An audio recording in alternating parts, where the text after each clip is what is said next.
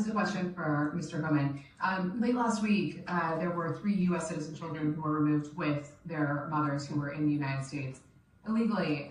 There have been a federal judge in Louisiana who was appointed by President Trump said that he was concerned that there was, quote, no meaningful process.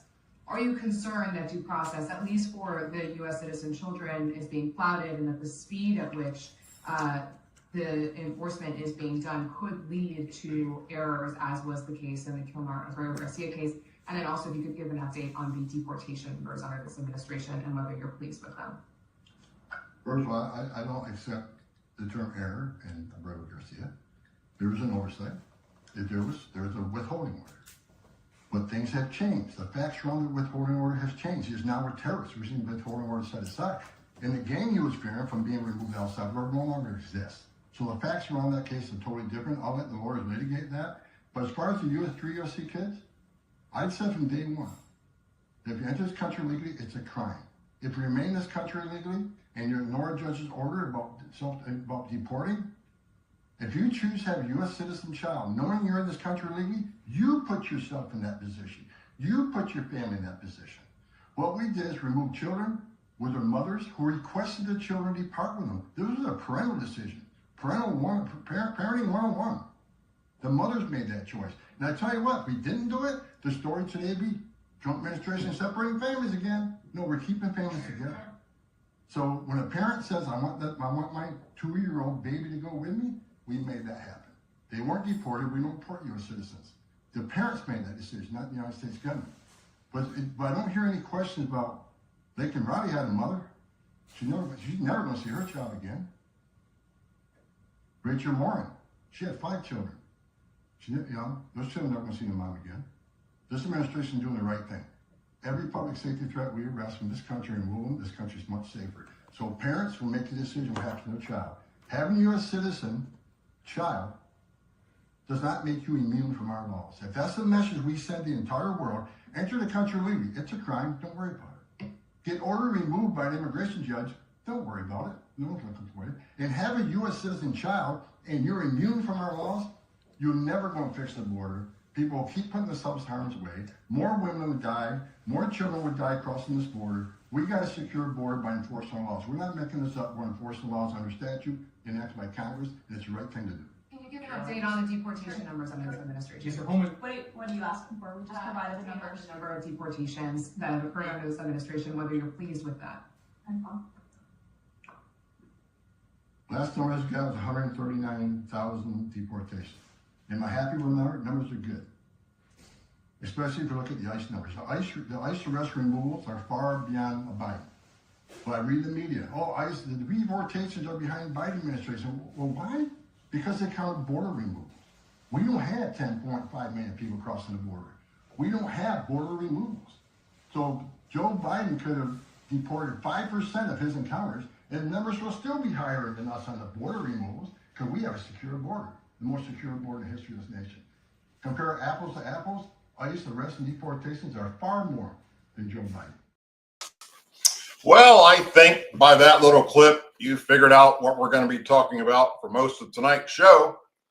But first, you had many places to be tonight. You chose to be here with me, and for that, I am forever grateful. I thank you very, very much. If you haven't already done so, whether you're watching us tonight live on YouTube or Rumble or X or LinkedIn, please like and subscribe and share the channel and the videos with your family and friends.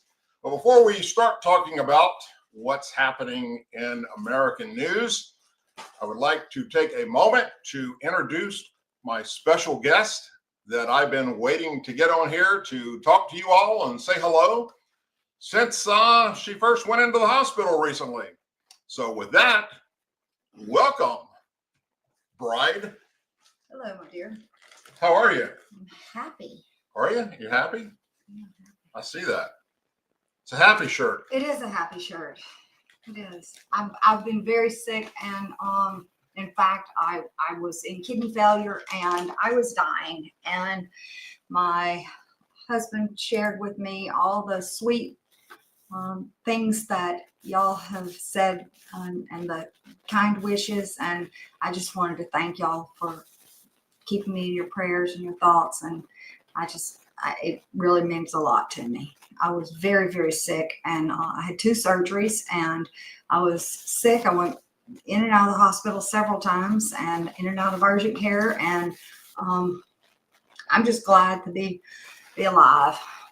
So, and he took care of me. So, I mean, if anything would happen to her, I'd have been very sad. yeah, because I'd have been very wealthy, but I've been very, very sad. Of course, if I die, you're a very wealthy woman too.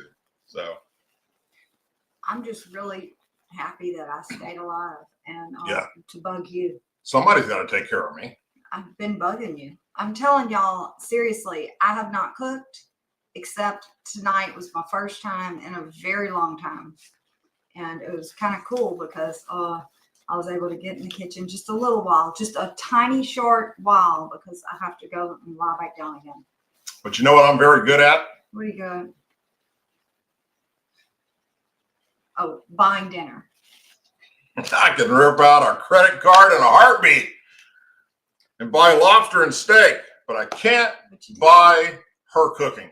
I know. Yeah. So anyhow, she's back. She's doing a lot better. I'm back. Mother's Day is She's- this weekend. My birthday is That's this right. weekend. Yep. And hopefully we're going to do something special if the weather holds up. Other than that, hey, thank you for taking the time to stop by and say hello to everybody. Hey, I thank get y'all. more comments and more questions and more messages. People asking me about Maryland. Can we see Maryland? When are we going to see Maryland? You know it's bad if I didn't even get on like Amazon and shop. And I didn't, y'all. I did, yeah, yesterday. I think I got one thing, but I haven't been to the grocery store. I haven't been cooking. I mean, nothing. And it's been since the end of March. Yeah. My neighbor was shocked. My neighbor thought something happened to my wife. Seriously, like I was not telling them the truth, that she was actually back home and alive, because there was not Amazon packages Stop being it. delivered to the front door. Like there's normally like 10 or 15 a day. He's like, silly. "What's going on, man? Where's- 15. There's no packages. Are you sure she's alive in that house?" No, I don't do that. Thank you for Mother's Day Yeah. and birthday wishes. All right, your 2 minutes of fame are up. I got work to do. Oh, I'm sorry. All right. Thank you for taking care of me. Hey, you're welcome. I did get you something. Hey, you did, yeah. She got me this. It came in the mail today. I bought this a long time ago, and it finally came. It's a little tumbler. Says Captain on it. It's got us in the boat there. It's got what else? Pictures. We got pictures of me and the grandkids on the boat, and us on the boat. Me and the kids on the boat. Yeah, it's pretty cool. It's pretty cool. It says Captain. Yep. Okay. And does it say made in China? No, it's Made in USA. it's the USA. I'll be It's in down. San Antonio. It's those Tervis tumblers. Okay. Shout out to them. Yeah. I'll be Okay. asking you to pay for your sponsorship before the night's over with. Oh, please, because we have medical bills. All All right. Love y'all. There you go.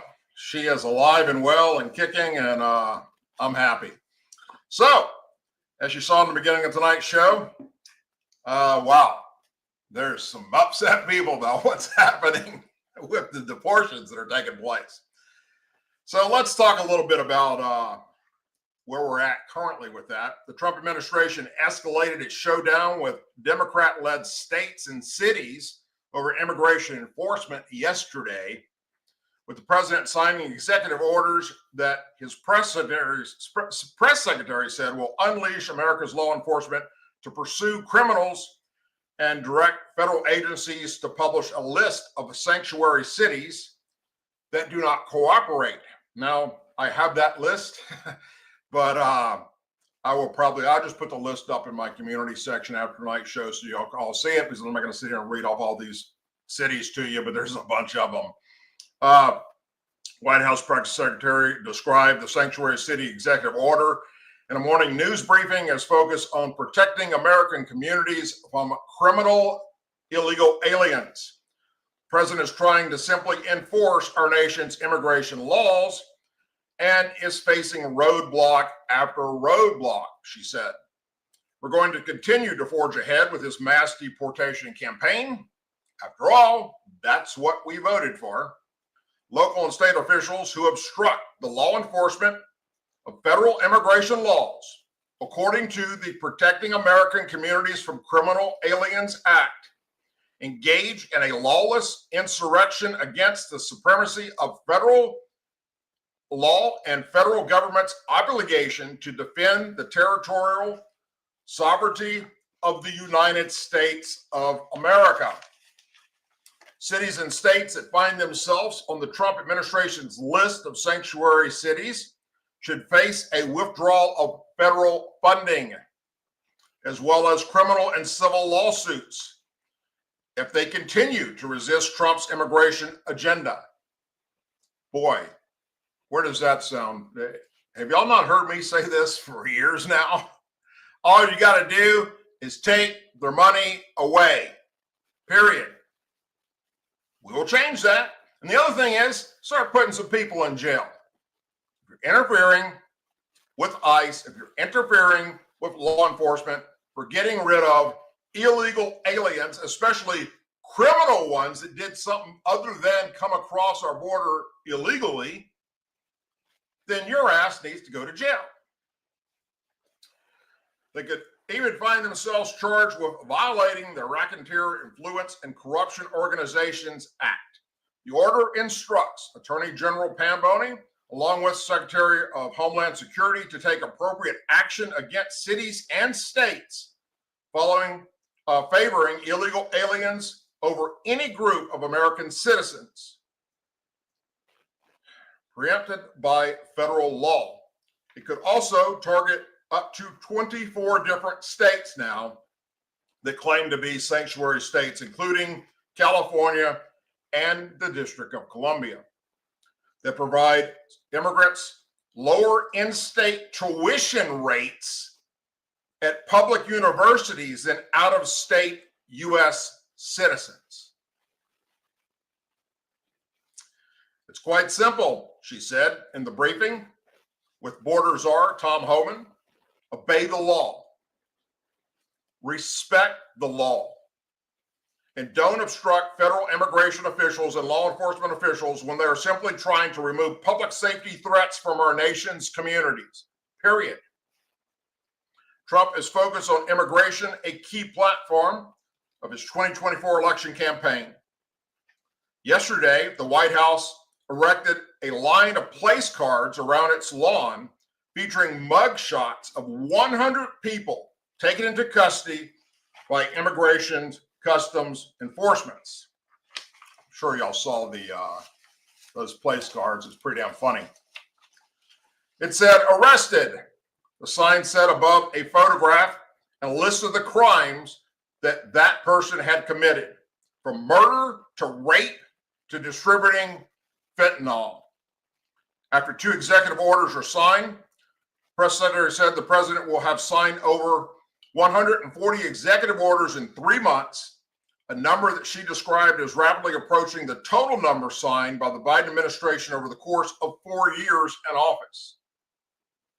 And actually, look, I'm glad that the Biden administration didn't sign a bunch more executive orders, because it would have been against those that are against their ideology. But the administration is already running into legal roadblocks, as we've reported on many, many times. Last week, a federal judge in California barred the Trump administration from denying or coordinating the use of federal funds to San Francisco and more than a dozen other municipalities that limit cooperation with federal immigration enforcement. Now, I want you to think about that for just a moment. A federal judge decided in California that the Trump administration cannot withhold federal funding because they want to keep illegal aliens. This would be U.S. District Judge William Orrick, O-R-R-I-C-K. We talk a little bit more about him here shortly. Said that parts of Trump's executive order were unconstitutional. First off, if you're a judge in America and you don't know what the Constitution says, shut the fuck up. You shouldn't even be there. I mean, This is not rocket science. Said that the defendants are prohibited from directly or indirectly taking any action to withhold, freeze, or condition federal funding. Then, in an interview with the Times, California Attorney General Rob Bonta, B-O-N-T-A, signaled California would fight Trump whenever he violated the law. We're completely committed to suing the president whenever we have standing and he's violated the law, and he will, and we will, Bonta told the Times in a conversation before the executive order was announced. We have supermajorities in each house of the legislature. Every constitutional officer is a Democrat. They understand the need to protect California's funding, future, and rights. And the orders were announced. Bonta's office said it planned to review them and take legal action as it is merited. And then Los Angeles City Council member Hugo Soto Moretes dismissed the president's executive order as just another scare tactic. Trump already tried this and he failed because it's unconstitutional, Soto Moretes said in a statement. This is just another scare tactic to let us follow his authoritarian agenda, but it's not going to work. As a blue state with the largest population of undocumented immigrants in the U.S., California is a key player in the nation's immigration showdown. In 2018, during Trump's first time in office, California legislators passed pioneering sanctuary law, SB 54, also known as the California Values Act, that limits cooperation between local and federal authorities, meaning that they can't get involved and do anything to help. Then Angela Chan, a lawyer who helped write SB 54, said Trump's executive order seems like a reaction to the administration's recent loss in the San Francisco case. It's not a secret if a state or locality has a sanctuary law. It's a law, so it's public, Chan said, noting that the website for the Advocacy Coalition, ICE, out of California includes a list of cities and states with sanctuary policies. I think this is just a little tantrum, she said. Federal courts have already upheld the state's sanctuary law. No, federal judges in California have. Shane said sanctuary jurisdictions can lead on a case law which holds the states and localities have a right under the 10th Amendment to choose not to devote their resources towards assisting with federal immigration enforcement. Trump administration is butting heads against those 10th Amendment protections, Chan said. You can make as many lists as you want, but what can do is the cities and countries on that list. What can you do? Nothing. Still, Chan acknowledged the states are high with the administration's aim to force more cooperation between local and federal law enforcement. If they can convince sanctuary jurisdictions to enlist, that'd be much closer to fulfilling Trump's goal of mass deportations. While she wished California sanctuary laws were stronger, by the way, and we get to it in just a second, hold on, I know you know exactly what I'm about to say. We're going to get there. Chan, now an attorney with the San Francisco Public Defender's Office, said she's grateful the state passed such a law during Trump's first term. We have this solid Ninth Circuit decision, she said. It's how the law operates. And we have this very strong presence. After Trump's November election victory, Governor Gavin Newsom drafted a conceptual plan to help undocumented immigrants under the threat of deportation and called a special legislative session to approve $25 million of California taxpayer money in addition to state funds for possible lawsuits against the Trump administration. California has always followed federal law, as the courts continue to affirm, while standing proudly with immigrant families, the spokesman for Newsom's office said. We will continue to uphold the law and defend the people who call California home. The Los Angeles City Council also backed sanctuary city law, that forbids city employees and resources from being involved in federal immigration law. The law would not prevent federal agents from carrying out mass deportations across Los Angeles, but was intended as a sign that City Hall backs the sprawling region's immigration.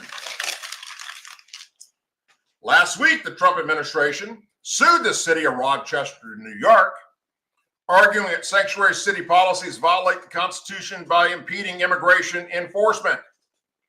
On Friday of last week, FBI agents arrested Han Dogan, a county judge in Milwaukee, accused her of obstructing immigration arrest. Asked if the Trump administration would lock up a federal judge or a Supreme Court justice, the White House said anyone who is breaking the law or obstructing federal law enforcement officials from doing their job is putting themselves at risk of being prosecuted. So absolutely we'll arrest them. So, to the powers that be up in California, Governor Gavin Newsom, U.S. District Judge William Urich, California Attorney General Rob Bowden, Los Angeles City Council member Hugo Soto Benitez, and California Attorney Angela Chan.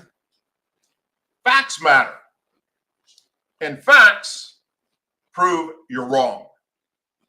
The simple fact, drum roll here, please, anybody?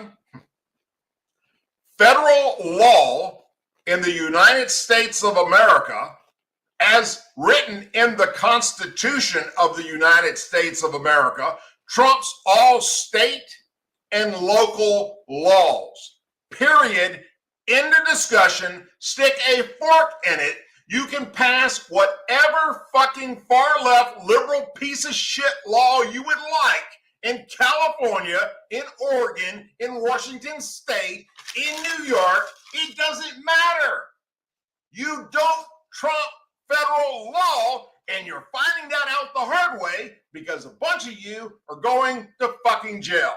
Is already happening. Currently, we have right now sitting in prison, well, in jail, waiting to go to their court date, which will then eventually end them in prison, end them up in prison, is 3 judges that thought they could trump federal law. Not going to happen. When you start arresting these assholes and you put them in jail, this shit will stop. Where have you heard that from? If you've heard me say it once, you've heard me say it 1,000 times. That's how you fix this problem. You arrest these people that believe they're above the law. Period. That's how it's done. Then they sit there and they scream up and down that, oh, Trump's shitting on the Constitution, that Trump is violating the Constitution. A federal judge in California saying that Trump is violating the Constitution with what he's doing, getting rid of these illegal aliens. You couldn't make that shit up if you tried. I mean, that's just plumb ass stupid. But here's the problem. There is a very large percentage of Americans in this country that don't do their homework. They've never read the Constitution. They've never read the Bill of Rights. They don't know jack shit about what any of it says. And they believe what's coming out of these people's mouths because, oh, they're a judge, or they're a attorney for the state, or they're the governor of the state. They just believe them without realizing that, no, they're full of shit. And they know that most of these people that follow them are far left liberals. They're just going to get their news from other far left liberals on YouTube or Rumble or other social media platforms that also don't know shit. And once a week at least, I have a liberal friend of mine that will send me a YouTube video from somebody he follows on YouTube. And it's numerous ones. Oh, look what he said. This is the truth right here. And it's somebody that just sits there and spews off shit that's just not true. And sadly, hell, kudos to them. They got way more followers than I have. Way more subscribers than I do. One of them has over 1 million people subscribed to listen to this fake bullshit come out of this guy's mouth about how Trump's shitting on the Constitution. And not a single shred of factual evidence. And these people just sit there and believe it. They just suck that shit up. So good to them, because there's going to be some people go to jail over the next 4 years. Immigration and Customs Enforcement, ICE, made a high-profile arrest yesterday in Maryland. I don't know if you heard about this yet or not.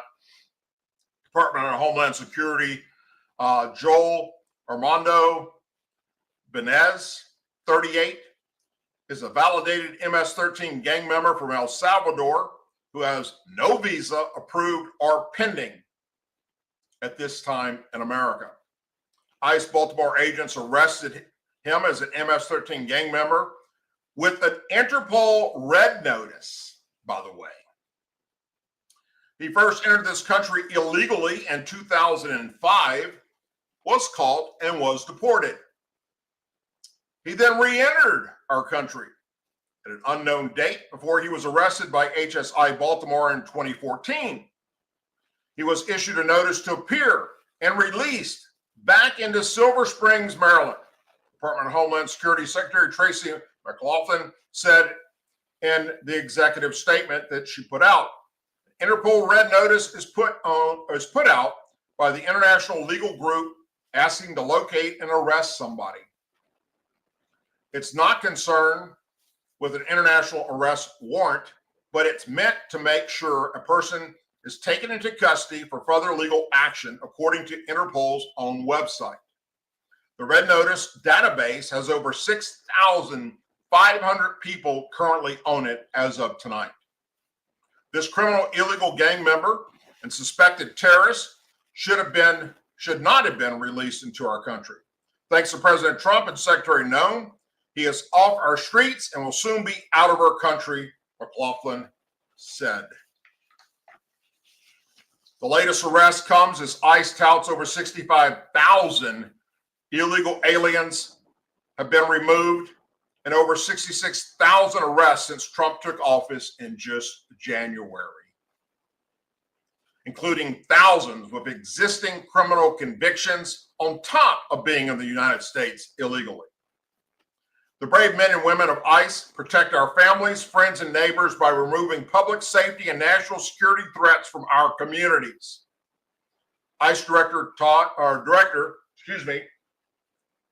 Lyons said in a statement, during President Trump's first 100 days in office, ICE alone has arrested 65,000 illegal aliens, including 2,288 gang members from Trinidad, who are now designated a terrorist organization, MS-13, who is now designated a terrorist organization, 18th Street, and other gangs. Additionally, 1,329 of those have already been accused or were convicted of sex offenses against women and children. And 498 were accused of and convicted of murder and released. Let me stop for just a second and remind everybody out there, the Trump administration is not currently going after people in America that are here and the only crime they committed was coming across our border illegally, which is a crime. That's not who they're going after. So if your only reason that ICE would be looking for you is the crime of coming here illegally, you don't have to worry about it. You can go back to picking lettuce or washing cars or whatever you're doing, okay? You really have nothing to worry about. But if you commit another crime while in America, they're coming for you.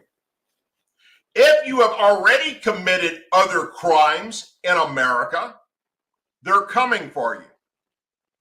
If you raped women or children or sex trafficked women and children, they're coming for you. If you have brought drugs across our border, they're coming for you. But if all you did was cross our border illegally, that's the last thing law enforcement gives a shit about right now, because for the next 4 years at least, they've got their hands full going after just the worst of the worst. Those that came here illegally and then committed another crime. And sadly, so sadly, Democrat members of Congress are siding with those bad people. They prefer them over American citizens. You need to look no further than what they're doing down in Venezuela right now, where we have Democrat members of Congress going down there pleading that they release an MS-13 gang member. And I'm not going to go into that whole story again. We've already talked about it. It's all over the fucking news. Turn on any channel, it's there. Many illegal gang members have been to Ducote in El Salvador, which has gathered praise, but it's also ignited a major debate about who qualifies for due process. We've talked about due process here before, haven't we? The Trump administration has made the argument that members of designated foreign terrorist organizations, which include MS-13 and Trian Diangro, do not go through the same legal process, whereas many others, including Democrats, have argued to the contrary. Democrats in Washington, D.C. Not your typical Democrat that lives in your neighborhood. They don't want these gang members here. I don't know a single Democrat out there that wants an illegal alien that raped a child or brought drugs across the border or sex trafficked women and children or murdered someone or robbed someone or broke into somebody's house and stole their shit in their neighborhood. I'm talking about the Democrats in Congress that do. Meanwhile, thanks to Donald Trump, encounters at our southern border have now taken a massive nosedive. In fact, according to the Border Patrol's own website, as well as the website for Homeland Security, as well as the website for Immigration, Customs, and Enforcement, ICE, right now, we have the most secure border in American history. And he's managed to pull it off in just 5 months. And we don't even have the wall up yet. Now, I'm going to share something with you. Get off this immigration thing. That is very sickening. So if you have kids in the room or little ones, or that it's stomach turning, if you hear something very sick and gross that's happening, you might want to turn down the volume or tune out for a moment. This should boil your blood, regardless if you're a Democrat, Republican, liberal, conservative. It shouldn't matter. This next story should really get under your skin. It does me. I'm a major animal advocate. I do a lot of things. In fact, my wife would tell you, my family members would tell you, I survived 4 combat tours. I survived many horrible incidents in law enforcement. I survived many skydiving incidents and all kinds of other crazy shit. And I will probably die stopping on the side of the interstate to save a wounded animal or help a turtle cross the road by being hit by a fucking semi. Because that's what's in my DNA, to help those that can't help themselves, whether it's a human or it's an animal. I'm a huge animal advocate. And those that abused animals, I wouldn't spit in their mouth if they were dying of thirst. And as far as I'm concerned, they're taking up way too much oxygen on planet Earth.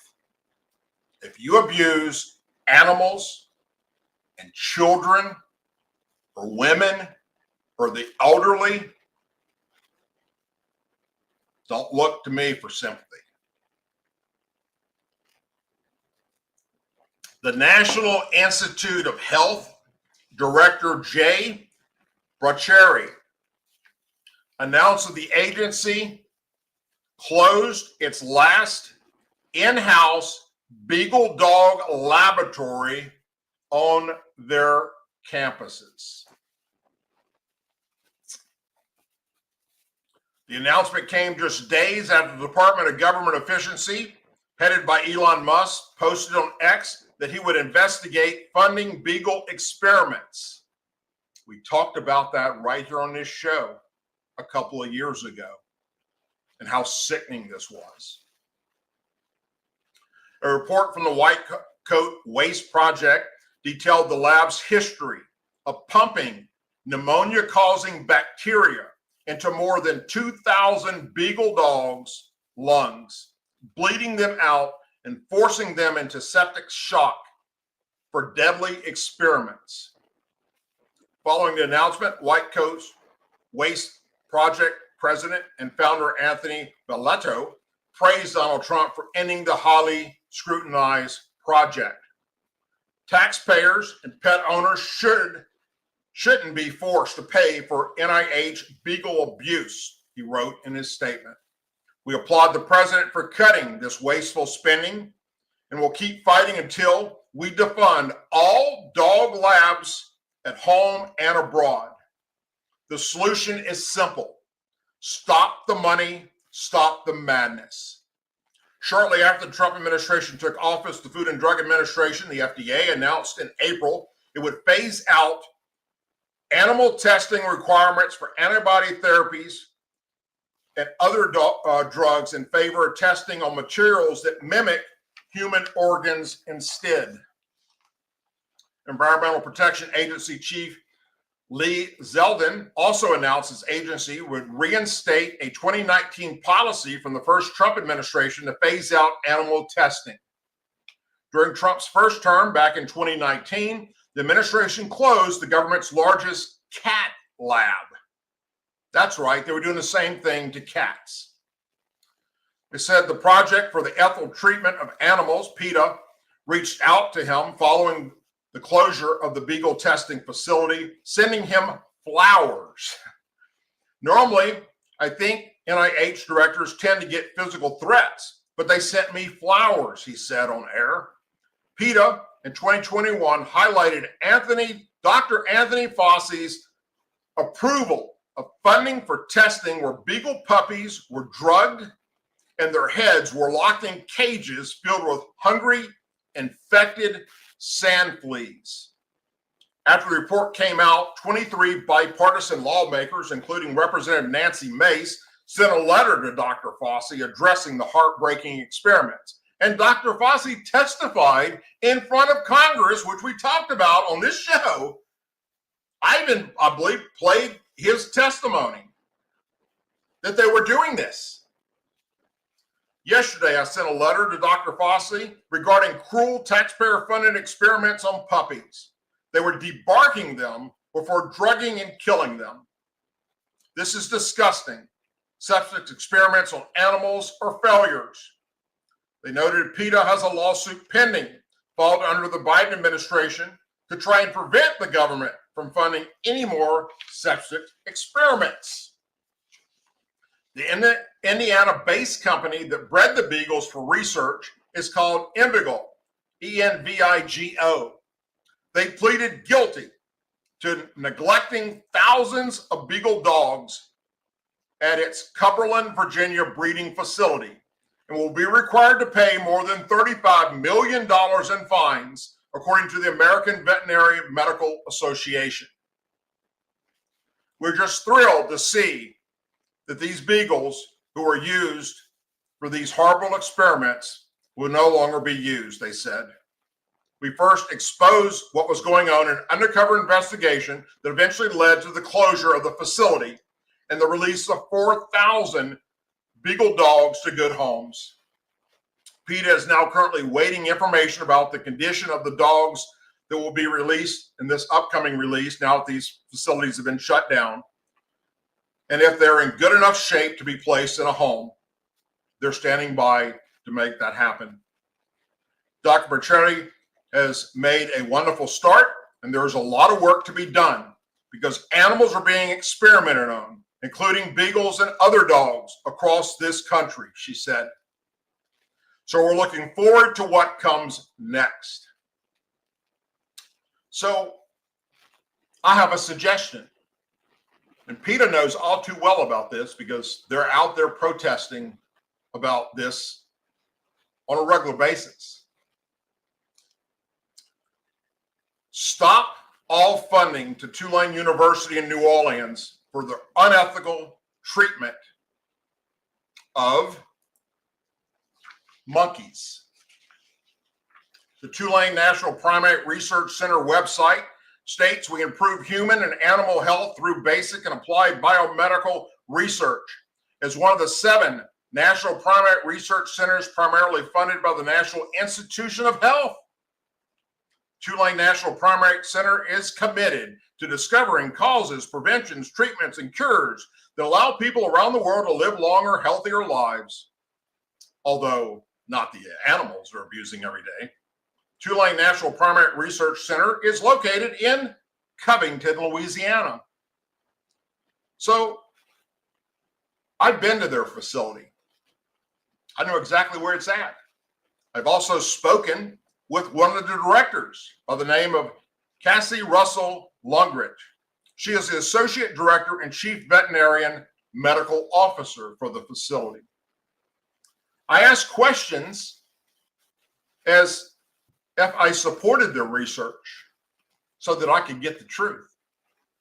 I made her believe that I was all for this, and I thought it was great what they were doing. And she opened up to me. She told me that they raised thousands of monkeys for medical research in their lab. They used some of them for experiments, and the rest of them they raised to send to the other primate research facilities across the country, the other 6. She told me they inject these monkeys with every known biomedical and agent known, or biochemical and agent known to mankind, in hopes of finding a cure in case of a human or humans get exposed to these diseases. I pushed for more answers as to what type of biochemicals and agents they were injecting in the monkeys. And I was told COVID, anthrax, nerve agents such as sarin nerve gas, HIV, and quote, if you can think of it, we have it and we use it. I asked, why are you using monkeys? Her answer, because they're the closest known animal to humans, and it is believed that mankind evolved from monkeys. One more thing that I'd like to add, and I know this from one of their employees who no longer works there. Everyone that is hired to work at their facility must sign an NDA, a non-disclosure agreement. The things that they witness are so sick and disgusting, the last thing they want is for this to be released to the public. And some of it has been released. You can look on YouTube and find videos of it. So President Trump, what they're doing at Tulane University is animal abuse, just like the abuse of the dogs and the cats that you put a stop to. So please do the same and shut down this research where they are abusing these poor animals. President Trump issued an executive order yesterday that orders Secretary of Defense Pete Hegseth and U.S. Attorney General Pam Bondi to increase the provisions of military and national security assets to local law enforcement officials and determine how military and national security assets could most efficiently be utilized to prevent crime. In Trump's executive order titled Strengthening and Unleashing America's Law Enforcement to Pursue Criminals and Protect Innocent Civilians, the president emphasized that his administration is steadfast committed to empowering state and local enforcement to firmly support police in dangerous areas where criminal behavior is taking place to protect innocent civilians. Part of Trump's executive order directed Bondi and Hesse to consult with Secretary of Homeland Security, Kristen Noem, and other agency leaders to increase the provision of excess military and national security assets in local jurisdictions to assist state and local enforcement within 90 days.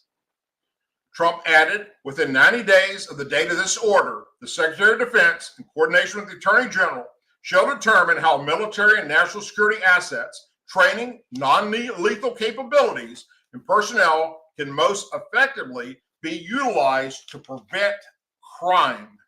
Now, that being said, again, when I say the Democrats in the House and the Senate, oh no, you can't do this.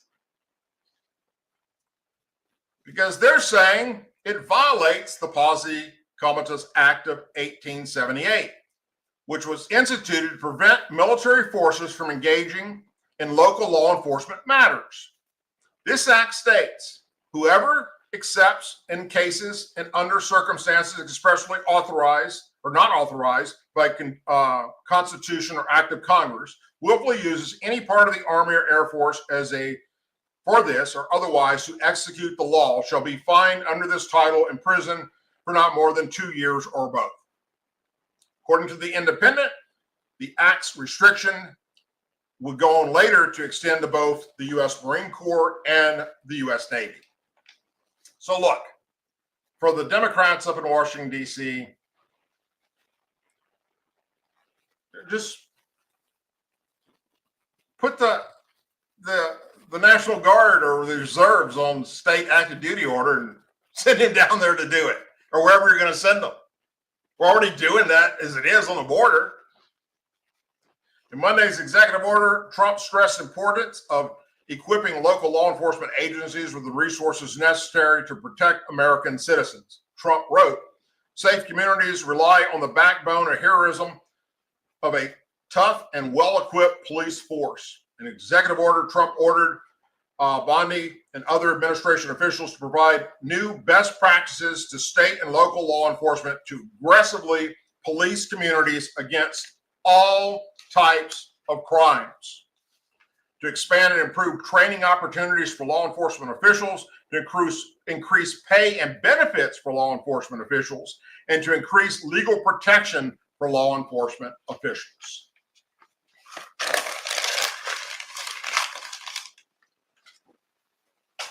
And how many times have you heard me say we need to use the active duty military to secure our border?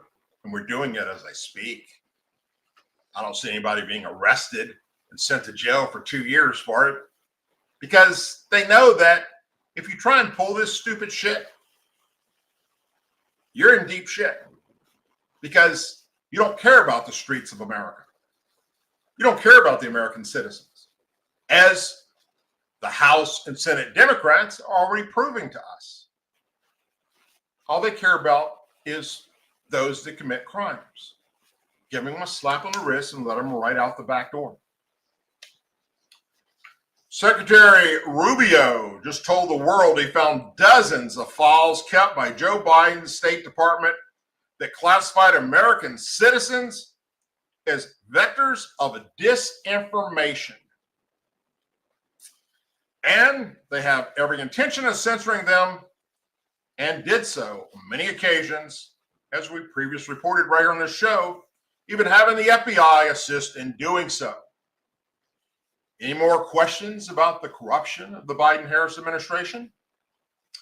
Joe Biden and Kamala Harris treated American citizens the same as Nazi Germany treated the Jews. or Saddam Hussein treated the Iraqis, or the way the governments of North Korea, Iran, China, Cuba, Venezuela treated and still treat their citizens to this very day. It wasn't widely reported, or maybe it was. We had a department. We had an office in the Department of State whose job it was to censor Americans. And by the way, I'm not going to say who it is. I'll leave it. Let me back that up a second. I don't know why it's stopping like that. It wasn't widely reported, or maybe it was. We had an office in the Department of State whose job it was to censor Americans. And by the way, I'm not going to say who it is. I'll leave it up to them. There's at least one person at this table today who had a dossier in that building of social media posts to identify them as purveyors of disinformation. We have these dossiers. We are going to be turning those over to these individuals. We can follow up with the media. Well, we are going to turn over these dossiers to the individuals, and they'll decide whether they want to disclose it or not. But just think about it. The Department of State of the United States had set up an office to monitor the social media posts and commentary of American citizens to identify them as vectors of disinformation, when we know that the best way to combat disinformation is freedom of speech and transparency. And so that's what we're going to be in the business of doing. We're not going to have an office that does that.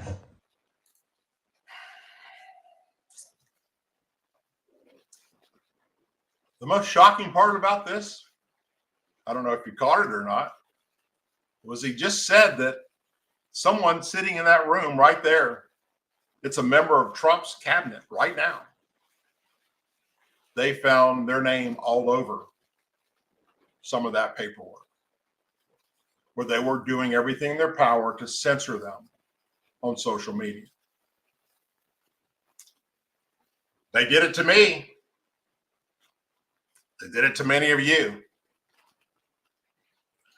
The Supreme Court today sided with Donald Trump in lifting a lower court order that paused the Pentagon's transgender military ban from taking effect, allowing Trump's order and related policies to proceed. At last, the High Court ruled in a near-term victory for the White House, even as it did not address the underlying merits of the case of President Donald Trump's January 27th executive order banning transgender service members from the U.S. military. And of course, liberal justices Sotomayor, Kagan, and Jackson would have denied the administration's appeal and kept the lower court injunction in place. At issue in the suit, Schilling versus United States, is Trump's executive order banning transgender military members. The executive order would require the Defense Department to update its guidance regarding trans-identifying medical standards for military service and to rescind guidance inconsistent with military readiness. The Trump administration has argued that further stalling the policy could pose a threat to U.S. military readiness, concerns outlined to Supreme Court in the filing late last month. Absent a stay, the district court's universal injunction will remain in place for the duration of further review in the Ninth Circuit and this court. This period for too long for the military to be forced to maintain a policy that has determined in its professional judgment to be contrary to military readiness in the nation's interests. U.S. Solicitor General D. John Soder told the court, arguing justices to grant the stay. Trump officials have argued that the transgender military policy furthers the government's important interests in military readiness, unit cohesion, good order and discipline, and avoiding disappropriate cost. The case was immediately challenged in federal court. 7 transgender military members brought the suit against the administration in Seattle-based federal court and in Washington, D.C., where U.S. District Judge Anna Riaz grilled lawyers for the Trump administration in a dazzling line of questioning that invoked shelters, Jesus, and Miss Pac-Man, among other things, before asking the government to push its planned implementation deadline. That decision was later overturned by the D.C. Circuit Court of Appeals. In the Seattle case, plaintiffs argued that the executive order turns away transgender military members and kicks them out for no legitimate reason. Rather, it is baseless, declares all transgender people unfit to serve, insults and demeans them, and cruelly describes every one of them as incapable of an honorable, truthful, and disciplinary lifestyle, even in one's personal life, based solely because they are transgender, it concluded. U.S. District Judge Benjamin Seattle issued a preliminary injunction in March that blocked the administration from identifying and removing transgender service members as the suit revoked its way through the lower courts. In his opinion, granted the injunction, Seattle characterized the ban as a blanket prohibiting of transgender service. They found that the plaintiffs would likely succeed on the merits of the Equal Protection First Amendment and prosecute procedural due process claims, among others. The government's argument are not persuasive, and it is not especially close question of this record, they wrote. Seattle wrote in its order that the injunction was to maintain the status quo of military policy regarding both active duty and prospective transgender service that were in place prior to Trump January 27th executive order.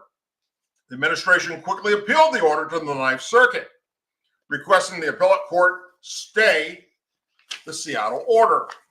The administration argued that the court, following in the policy, furthers the government's important interests in military readiness and unit cohesion, good order and discipline, and avoiding disappropriated cost. The three-judge panel, composed of judges Atasha Wallace Tashami, a Clinton appointee, John B. Owens, an Obama appointee, and Rashiba D. Dalasi, a Biden appointee, denied the administration's request for a stay on March 31st. Which was overturned by the Supreme Court today. Today, transgender people are no longer allowed in the United States military. If you are transgender and they know about you, you will be removed from the United States military. Now, that being said, let me say this. When I was serving in the military, we had this don't ask, don't tell policy, meaning that we don't give a damn what you do behind closed doors. If you're a guy and you want to have sex with other guys, or you're a woman, you want to have sex with other women, or you want to have sex with both, we don't give a shit. We don't want you talking about straight sex around other people. We don't want you talking about gay sex around other people. Do whatever you want to do behind closed doors. You're a guy, you want to dress up as a girl? We don't give a shit. Don't come out and flaunt it in our face. And that's where the problem arose here. Had they not been doing that, these transgender men, this wouldn't be a fucking issue at all. The Trump administration wouldn't even be doing this. They wouldn't give a damn. But no, they can't leave this alone. It's like, I served with many gay and lesbian service members.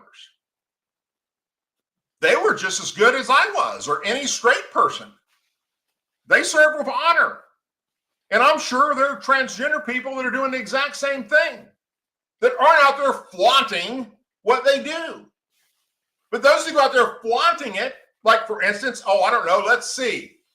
Active duty service members caught on camera in San Francisco at the LGBTQ parade, going around with their shit hanging out, wrapped up in leather, beating each other with whips and shit, going around jacking each other off in front of kids, and San Francisco police allowing it to happen.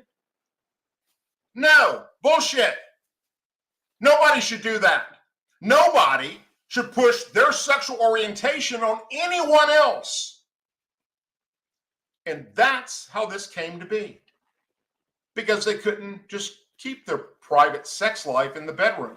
No, they need to put it out there for everybody and push their agenda on everybody. And that's what got them kicked the fuck out. Now, that being said, if you were allowed to join the United States military, and the recruiters knew, and everybody knew because you came out openly in the beginning and said, I'm a transgender man or a transgender woman, then they should get compensated for being removed from the military. That's my personal belief. They should not get a dishonorable discharge. They should get an honorable discharge. And they should get a hefty severance pay because we allowed them under a different administration to serve our military. Now, those that go out and do stupid shit, flaunting their sexual orientation out in the public, I don't give a damn about you. Nor do I give a damn about a straight person doing the exact same thing to other people. Straight people should not be out there telling gay people or lesbians or trans people about what they should or shouldn't be doing sexually, or discussing what straight people do in the bedroom. Nope. Do your damn job. Regardless. Do your job. And if you're good at your job, I got no problem with it. And I don't think anybody else does either. But when you start pushing your agenda out in the public for everybody to see, basically you just turn a neon sign on behind you. Nah. No, that's where they draw the line. That's exactly what's happening here. But for those that are being removed from service, personally, what I believe, if you didn't do anything else wrong other than that, you should be compensated for being removed. And compensated well. That's just the way we should treat other humans. But if you're on camera at LGBTQ,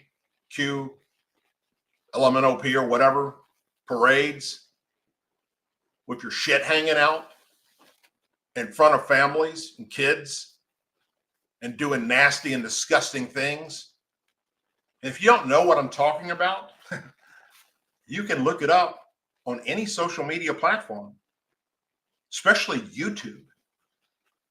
Just type in San Francisco Gay Parade or New York Gay Parade and watch what they're doing.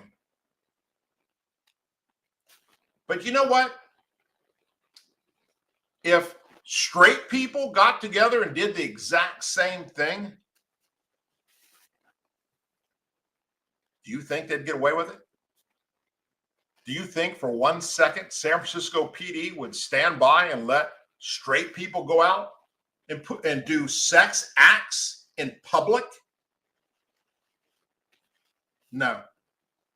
And see, that's where the problem comes in. Not my problem. I'm not in the military anymore. But I do know this much. My gay friends that I served in the military with, that I served in law enforcement with, that I went to school with, a couple of my friends that I grew up with that are gay, they're 100% against public display of sexual orientation, just like most conservative Americans are. We don't push our sexual orientation on you. Don't push yours on us. You got many places to be tonight. You chose to be here with me, and for that, I am forever grateful. Thank you very, very much for tuning in. For those of you who don't know this, and there are a few people out there that just don't seem to take the time to scroll down and look in the description of my videos. But the links, sources, and URLs of everything I talk about on this show are right there.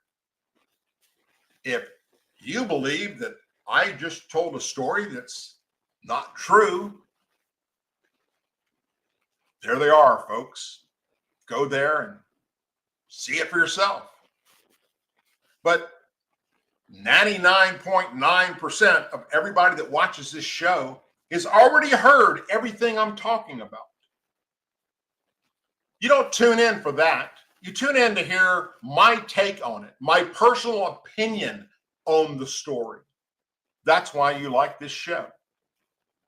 Because most of what I say aligns with how you think and the things that you want to say, but you can't say because of your job or your status with your family or your community. I get more comments from law enforcement officers and active duty military members and National Guard members, even members of Congress that say, man, you are spot on. Thank you for saying what I want to say, but I can't say because of my position or my status or my job. And I will continue to do that until the day God takes me home. Join me Thursday night, right back here, whether you're watching me on YouTube or Rumble or LinkedIn or X. Subscribe to the channel, share it with your family and friends. Let them know that Mr. Doug says a bad word every now and then, and you might want to, turn the volume down a little bit, wear a headset, or, sometimes Mr. Doug says more than one or two bad words. Hey, it is what it is, folks. How you can do what I do and not say a bad word or two, I don't know. Look, in my defense, and you can ask this to anybody that served in the military. Now, maybe not necessarily the Navy or the Air Force, but ask this to any Army veteran or any Marine veteran. They taught us how to use the F word in basic training. It was part of our status quo.